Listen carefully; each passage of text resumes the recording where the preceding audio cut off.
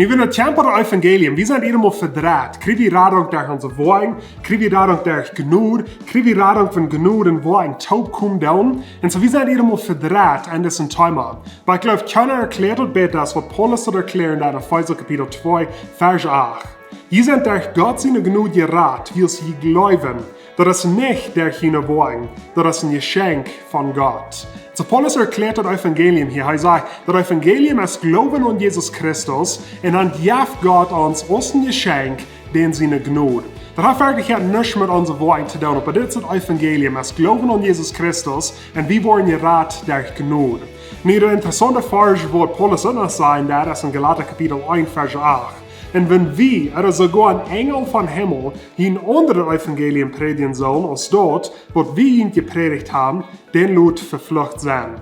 So Paulus geht hier so wie und sagt, wenn eins wir unter was anderes predigen, das über das Evangelium, Lut du ein Fluch sein, ob die Person erleben. Er sagt sogar, wenn ein Engel wird von Himmel kommen, will andere wird predigen, merach auf den Engel soll ein Fluch boven sein. Und so Paulus sagt hier, das ist so einfach dort. Glauben an Jesus Christus, Gott ja von seiner Gnade aus ein Geschenk. Das ist das Evangelium, die Worte haben wirklich ja nichts damit zu tun. Aber wenn wir wollen bieten wie Jesus, dann ist ein Fluch auf uns Leben. Wenn wir sagen, dann, jo, Jesus ist wichtig, Glauben an Jesus ist wichtig, Opa, dann muss noch diese Worte bieten. Opa, dann muss noch diese Kleider anhaben. Opa, dann muss noch der rechte Pforte fahren. Opa, dann muss noch nur der rechte Kirche fahren. Opa, dann muss noch so und so viel geben zu der Kirche. Und das ist ein ganzer Streit von Dingen, wo menschliche Regeln sind, wo Worte sind, wo wir jedem Mal bieten wie Jesus. Und Paulus sagt, lut ein Fluch sein, ab uns Leben, wenn wir uns was bieten, das Evangelium bieten, eine Part von Gnade, was kommt durch Glauben an Jesus Christus. Lut ein Fluch sein. Nun, wem war das ein Fluch ab uns Leben?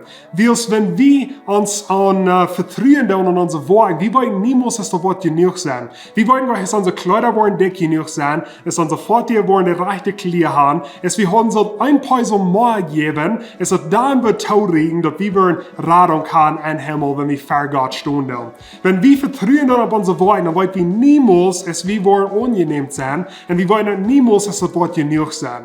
Aber Paulus sagt hier, wenn wir glauben hast an Jesus Christus, dann gibt Gott uns seine Gnade, und gibt uns Jesus seine Gerechtigkeit. Das ist, was wir Radung kriegen. Und wenn wir nicht unsere Worte noch bieten, wenn wir nicht eins bei Jesus beibringen, wenn das ein Fluch auf uns leben, wenn wir tun.